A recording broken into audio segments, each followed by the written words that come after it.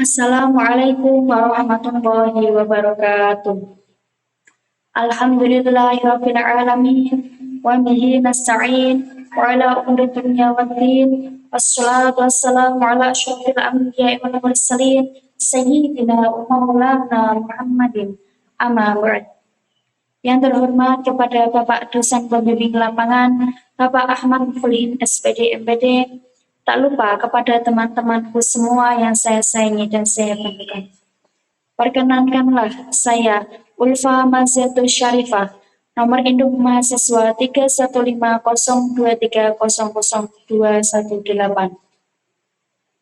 Saya sebagai peserta PLP tahun 2025 dan juga KKN Mandiri 2025. Perkenankanlah saya untuk mempresentasikan hasil laporan PLP saya di SD Negeri 2 Kapong dan juga hasil laporan dari KKN di Desa Kapong, Kecamatan Tanggung Harjo, Kabupaten Grobogan.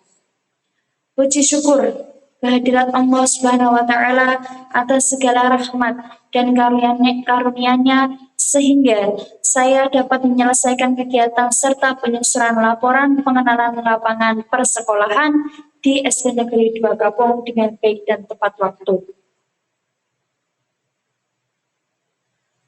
Pendidikan memiliki peran sentral dalam mencetak generasi penerus bangsa yang berkualitas, berkarakter, dan memiliki kompetensi yang relevan dengan perkembangan zaman. Guru sebagai ujung tombak pendidikan dituntut tidak hanya menguasai teori pedagogi di bangku perkuliahan, tetapi juga harus memiliki keterampilan praktis dalam menghadapi dinamika nyata di lingkungan sekolah.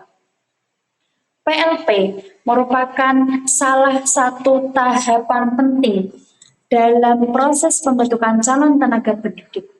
Melalui kegiatan ini, mahasiswa diberikan kesempatan untuk melakukan observasi pembelajaran kultur sekolah. Adapun kegiatan PLP berlangsung selama kurang lebih 2 bulan.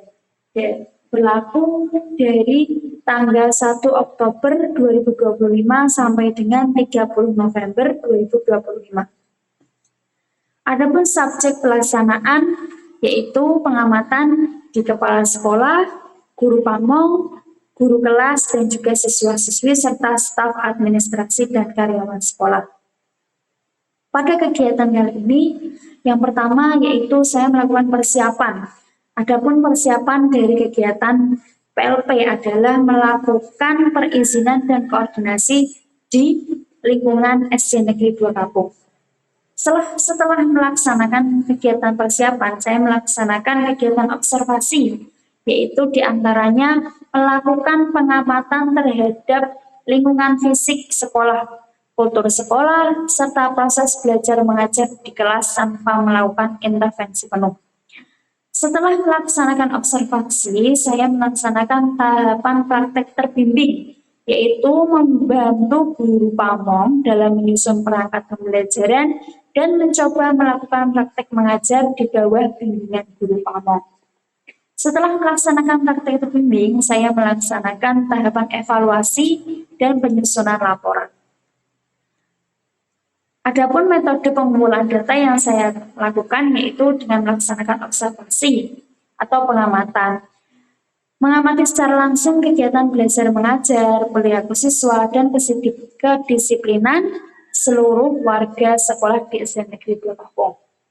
Setelah melaksanakan pengamatan, saya melaksanakan wawancara, yaitu melakukan tanya jawab secara langsung kepada kepala sekolah, guru pamong, guru yang lain, tenaga administrasi, dan juga siswa-siswi serta wali murid. Dokumentasi, saya juga mengumpulkan banyak data berupa profil sekolah, visi misi, foto kegiatan, serta contoh perangkat pembelajaran yang digunakan di sekolah tersebut. Berpartisipasi aktif, selain melaksanakan pengamatan, wawancara, dan dokumentasi, saya juga melaksanakan partisipasi aktif mengikuti kegiatan akademik maupun non-akademik yang dilakukan oleh sekolah tersebut. Untuk yang pertama, hasil observasi dan pembahasan yang telah saya laksanakan. laksanakan, yaitu mengenai kultur sekolah. Jadi pada waktu minggu pertama saya melaksanakan pengamatan kultur sekolah. Setelah melaksanakan perizinan, saya melaksanakan pengamatan kultur sekolah di SD Negeri 2 Kapung. Adapun kegiatan positif dan mendukung di sekolah tersebut menerapkan gerakan 5S, yaitu senyum, sapa, salam, sopan, dan santun. Terlihat semua siswa dan guru secara konsisten menerapkan budaya sopan santun terutama saat menyambut siswa di depan sekolah pada pagi hari. Dan juga kedisiplinan.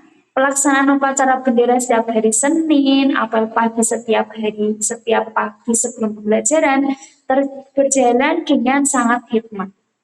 Dan juga kegiatan pembiasaan agama. Meskipun di SD negeri, tapi terdapat sebuah kekonsistenan melaksanakan pembiasaan keagamaan. Jadi, biar anak-anak itu tahu pembiasaan keagamaan. Setelah melaksanakan pengamatan mengenai kultur sekolah, saya juga melaksanakan pengamatan dan juga membantu guru-guru yang ada di SD Negeri 2 Kapun untuk menyusun perangkat pembelajaran, yaitu diantaranya membuat modul ajar atau RPP, dan juga membuat media pembelajaran, dan juga membuat instrumen evaluasi atau penilaian, membuat instrumen penilaian kognitif, afektif, dan juga psikomotor. Setelah melaksanakan kegiatan penyusunan perangkat pembelajaran, saya juga melaksanakan proses belajar mengajar, yaitu membantu guru pendidikan agama Islam melaksanakan proses belajar mengajar di dalam kelas. Selama PLP di SD Negeri 2 Kapung, penulis mengamati bahwa proses pembelajaran dilakukan secara interaktif. Guru tidak hanya menggunakan metode ceramah, tetapi juga menggunakan metode diskusi, pendekatan konseptual, dan juga pengelolaan kelas. Adapun kegiatan pada minggu pertama, yaitu saya laksanakan pada hari Rabu sampai Sabtu, tanggal 1, 2, 3, dan 4, yaitu diantaranya menyerahkan surat izin kepada kepala sekolah, pertemuan dengan guru pamong, pengenalan lingkungan sekolah dengan kepala sekolah, dan juga pengenalan lingkungan dengan kelas dan juga guru pamong. Pada minggu yang kedua, yaitu terjadi pada hari Rabu, Kamis, Jumat, dan Sabtu. Jadi saya melaksanakan PLP di SD Negeri 2 Kapung setiap hari Rabu, Kamis, Jumat, dan juga Sabtu. Pada tahap ini saya melakukan observasi mendalam terhadap profil guru di SD Negeri 2 Kapung. Saya mengamati bagaimana guru menunjukkan kompetensi profesional melalui penguasaan materi yang matang dan penggunaan sumber belajar yang variatif. Secara pedagogi, guru mampu merancang strategi yang sesuai dengan tingkatan perkembangan kognitif siswa. Selain itu, saya juga belajar mengenai kompetensi kepribadian, meliputi sikap disiplin, sabar, dan juga kasih sayang yang ditunjukkan guru saat menghadapi siswa. Pada minggu yang ketiga, saya juga masih melaksanakan pengamatan untuk membangun kompetensi pedagogik, profesionalitas, kepribadian, dan sosial diri. Pada tahap ini saya masih sama melakukan seperti pada minggu yang kedua. Pada minggu yang keempat, saya mulai mengikuti kegiatan-kegiatan yang non-akademik yang diadakan oleh SD Negeri 2 Kapung. Di antaranya yaitu kegiatan pembiasaan pagi, yaitu kebiasaan senam 7 anak Indonesia hebat, dan juga pada waktu itu terlaksana kegiatan Hari Santri Nasional, yang mana Diadakannya kegiatan Hari Santri Nasional yaitu membentuk karakter siswa, supaya menjadi anak yang lebih baik, yaitu dengan mencontoh suri tauladan Rasulullah dan juga ulama-ulama yang telah mendahului kita.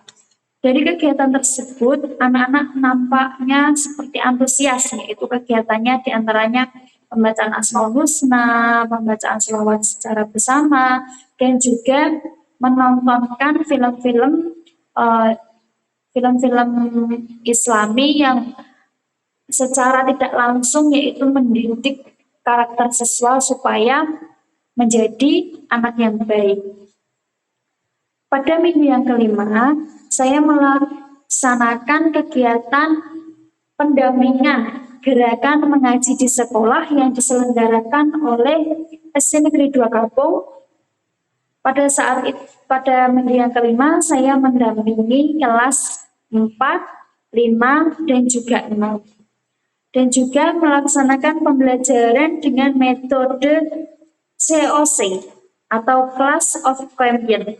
Kegiatan Class of Champion itu merupakan metode sebuah kompetensi kecerdasan antar kelompok untuk meningkatkan motivasi dan daya saing sehat antar siswa.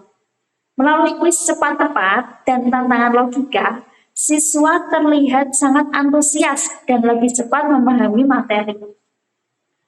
Penggunaan metode ini terbukti sangat efektif di era zaman anak-anak yang sekarang itu cenderung lebih kurang antusias ketika pembelajaran. Dengan metode ini nampaknya anak-anak sangat antusias menjalani pembelajaran dan materi itu masuk ke anak itu lebih cepat.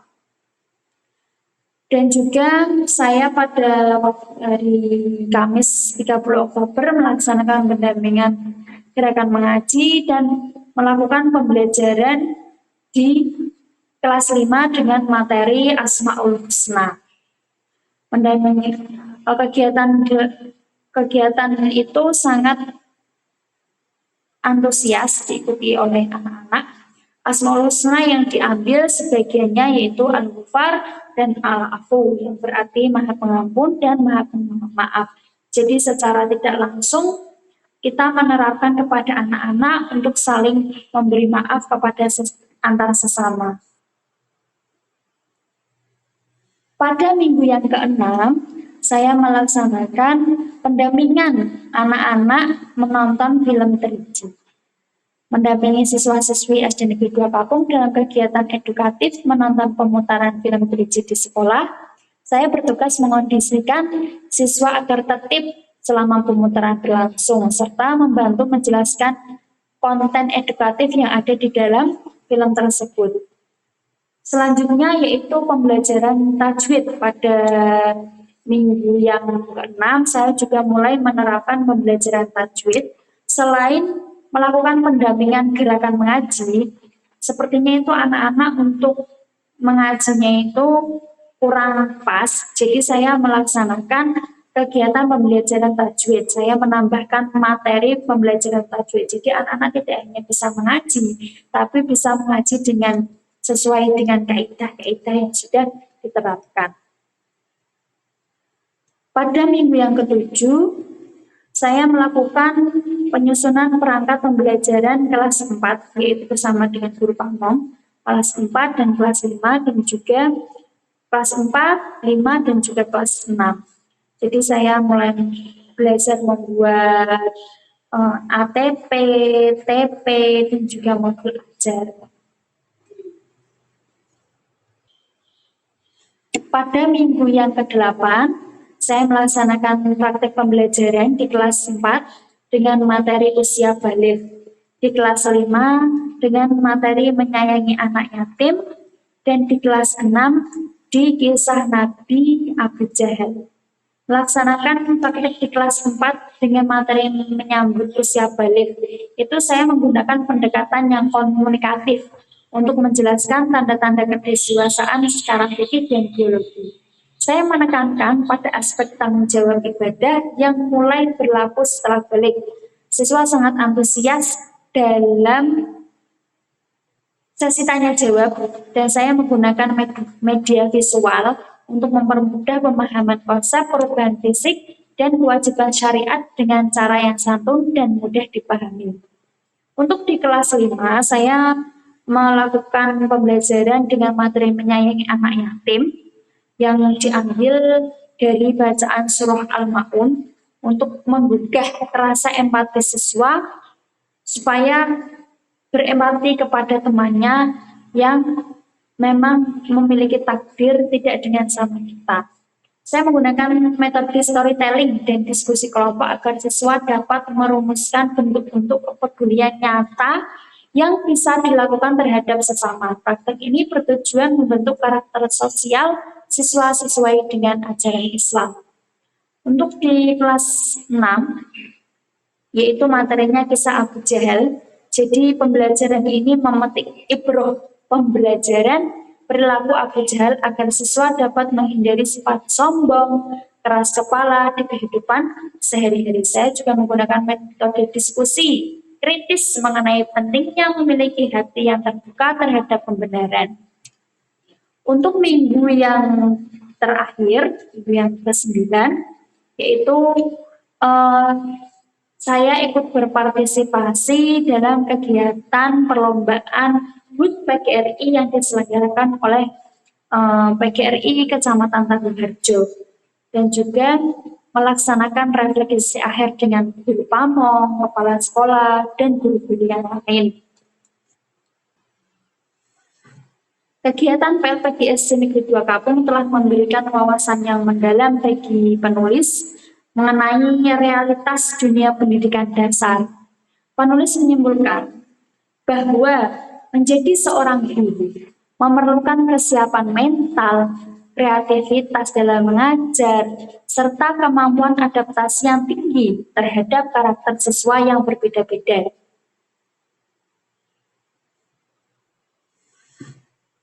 Adapun hambatan yang saya alami selama PLP di Negeri Kapung yaitu diantaranya kurangnya minat baca siswa pada materi tertentu. Jadi saya lebih banyak menggunakan inovasi pembelajaran karena memang anak-anak itu minat belajarnya itu sedikit.